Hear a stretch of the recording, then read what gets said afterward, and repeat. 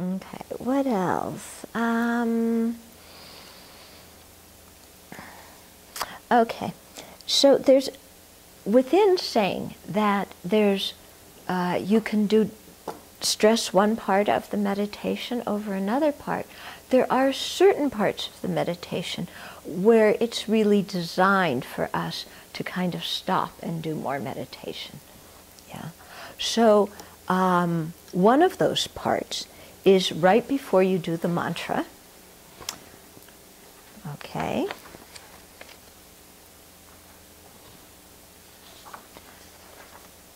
So in the, that's the self. Okay, let's work with the front generation because most people will be doing that one. Page 8, okay?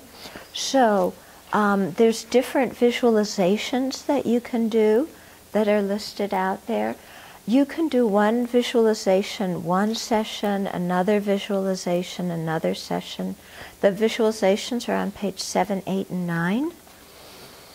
Okay, so you can do many visualizations in one session. You can do one in one session, another in another session.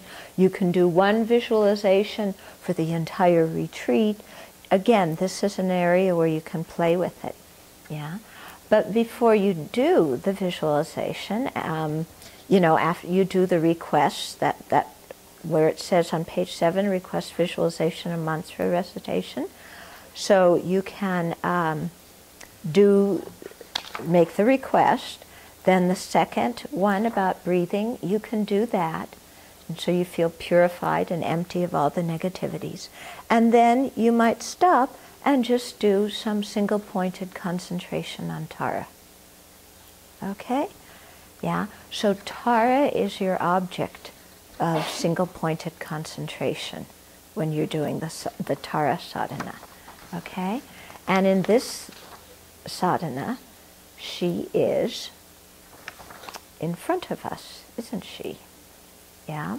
So you just have an image of Tara in front of you, and all the teachings on how to develop serenity or shamatha that you find in the Lamrim, you apply all those same teachings in this practice using Tara as your object of meditation.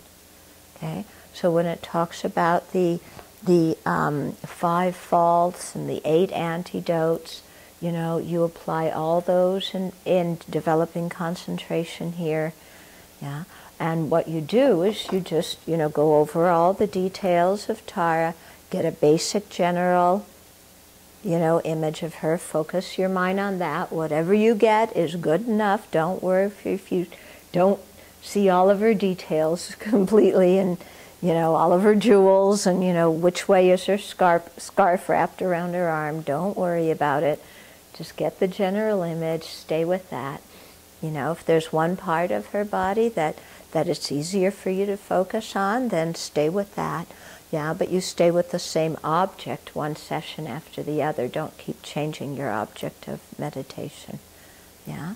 So you can develop your single-pointedness on Tara as your object of meditation, and then just apply all those teachings that we have received, or if you haven't received, you can read about. Or I can also give some instructions on the Bodhisattva Breakfast Corner as we go on about how to do that. Okay? When do the concentration like that in short spurts. Yeah, they recommend that when you're trying to develop single-pointedness, you do it for like 5 minutes, and then you let your mind rest, and then you do it another 5 minutes, and then let your mind rest. Okay, so you might do that, some of the concentration a little bit, and then when your mind is tired, then do the mantra. Okay, so the mantra is actually something to do when our mind is tired from after having done some of the concentration. But don't push the single-pointedness so that your mind is exhausted. Do it for a little bit and then do the mantra. Yeah. If you're more attracted to the mantra because the visualizations in the mantra are very helpful to you, then you don't have to do as much single pointedness, do a little bit, and go on to the mantra. You see what I mean about flexing it and being adaptable in that way. Okay? And sometimes when it seems like doing the visualization and the mantra together at the same time is just too difficult because you can't do both of them, and you're sitting there squeezing yourself trying to get both of them. Don't squeeze yourself. You know, if you need to, just put the mantra in the background and focus on the visualization. If even that is too distracting, then just stop the mantra and do the visualization.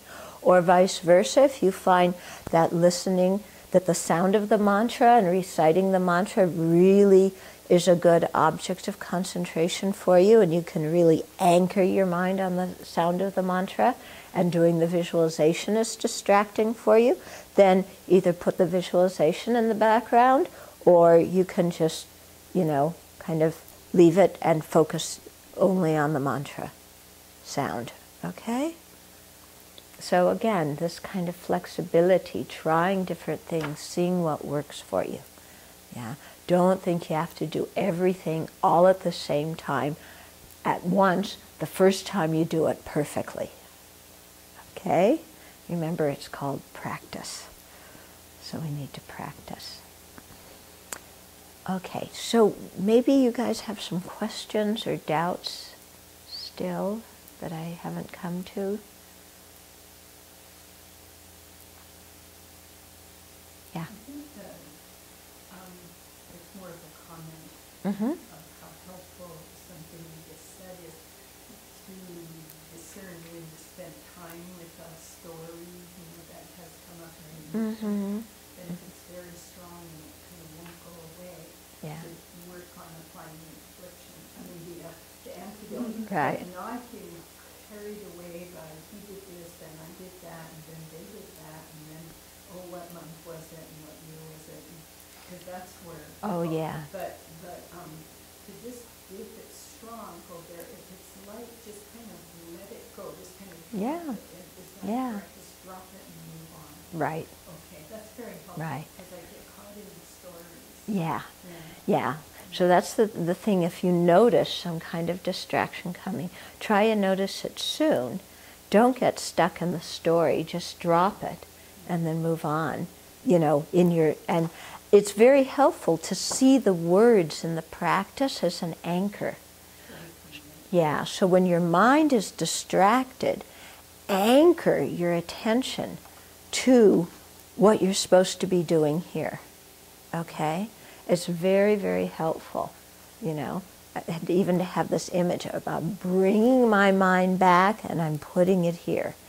It's not going to, 1975 when I was, doing this and that and who I remember from then and all of that stuff, okay?